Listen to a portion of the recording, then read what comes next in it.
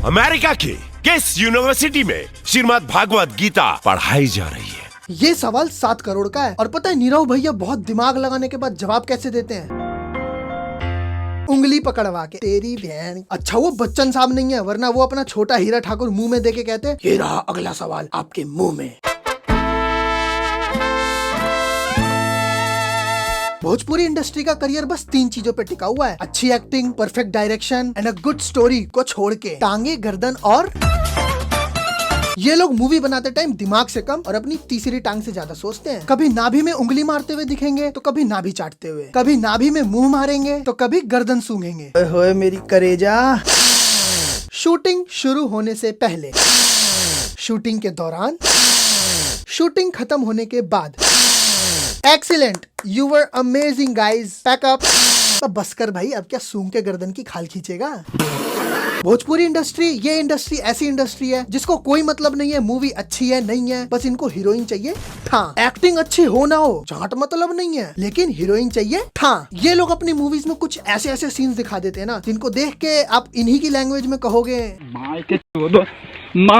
हाँ भाई, इन लोग का कोई भरोसा नहीं है, ये लोग कुछ भी करवा सकते हैं। बाइक को उछाल के पूल में डाल के फिर पूल से उछाल के सीधा जमीन पर। हेलो एनसीबी, समीर वांखड़े, अबे तुम क्या बॉलीवुड वालों के पीछे लगे पड़े हो बे? असली नशे तो यहाँ चल रहे हैं। मैं इस देश का हनुमान हूँ। क्या हूँ? मैं इस देश का हनुमान हूँ।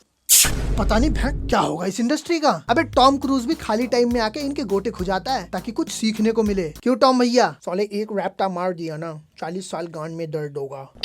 पता है सलमान भाई अपनी मूवी में एक अलग ही तरीके से बॉडी फ्लैक्स करते हैं, लेकिन हमारे भोजपुरी सितारों के बॉडी फ्लैक्स करने का तरीका थोड़ा अलग है। पता है जब मैं स्क्रिप्ट लिख के सोने गया और मैंने अपनी आंखें बंद करी तो मुझे यही सीन दिखा। खाना खाने बैठू तो, हगने बैठू तो, बार बार लगातार बस। पता है इस सीन ने मुझे मेरे मंझले दादाजी की याद दिला दी। जब भी पाते थे ऐसी आवाज आती थी, चिर से। पता है भोजपुरी इंडस्ट्री को पहले भी रोस्ट किया जाता था, आज भी रोस्ट कर रहे हैं और आगे भी करते रहेंगे अगर ये लोग ऐसी हरकतें करेंगे तो। हेलो, अरे भाई मेरा एक काम कर देगा? वो मेरी गांड में चक्कू मार देगा। अबे ऐसी हरकतें बस एक ही आदमी करता हुआ अच्छा लगता है। ये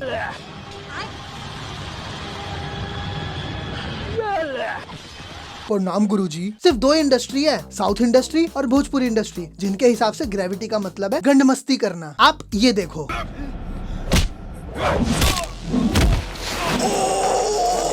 इससे अच्छा हेड स्पिन लगवा देते, कम से कम लगता तो कि हाँ ये पॉसिबल है, लेकिन नहीं, गंड मस्ती तो खून में है। साला रगड़ उसके लग रही है, महसूस मुझे हो रहा है। खैर ऐसे तो पवन भैया तब मारते हैं जब वो कम गुस्से में होते हैं, लेकिन जब पवन भैया को ज्यादा गुस्सा आ जाए तो। आपको क्या लग रहा है इसाक न्यूटन नींद में पीसफुली मरे थे? न्यूटन की अंतरात्मा ने नींद में ही उनकी गैंड में अंगूठा देके उनकी सांसें अटका दी थी। बहुत भावुक हुए थे उस टाइम। और तुम क्या हंस रहे हो बे बॉलीवुड वालों? हग तो तुम भी रहे हो अपनी मूवीज में। देखी मैंने वॉर 2 और Sikandar, totally waste of time. इससे अच्छा तो अमित भड़ाना की वीडियोस देख लेता। साला इनकी मूवी का बजट होता है 500 करोड़, उसमें से लीड एक्टर से ले लेते हैं 200-250 करोड़। ऐसे लवड़ा कमबैक होगा? बात तो सही है। तो अगर आपने कभी भोजपुरी पिक्चर नहीं देखी है ना, तो देखो, सर से लेके चूतड़ तक के रोंगटे खड़े हो जाएंगे कि भैंस क्या देख लिया ये। भोजपुरी मूवी की स्टोरी बहुत अच्छी होती है, नो डाउट, लेकिन इनके फाइट्स आप ये देखो। भाई की बंदी को कुछ गुंडे किडनैप कर लेते हैं, जिसे देख के ऑब्वियसली नीरव भैया को गुस्सा आ जाता है और वो चेज करने लगते हैं, वो भी साइकिल से। चलो मान लेते हैं एक बार को साइकिल से चेज कर सकते हैं, मान लेते हैं, मानने में क्या जा रहा है, लेकिन ये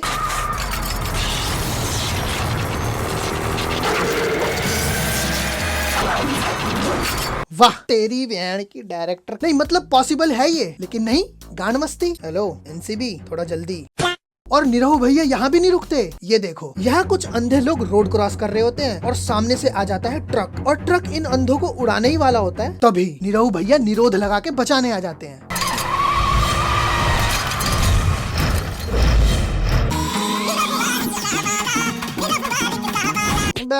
हेलो भाई, चाकू नहीं, बांस डाल देगा मेरी गैंड में। मतलब how is it even possible? वो का है, ये भोजपुरी इंडस्ट्री है ना, मूवी देखे के बाद तो देखी, नहीं तो घरे जाके सूती बाबू।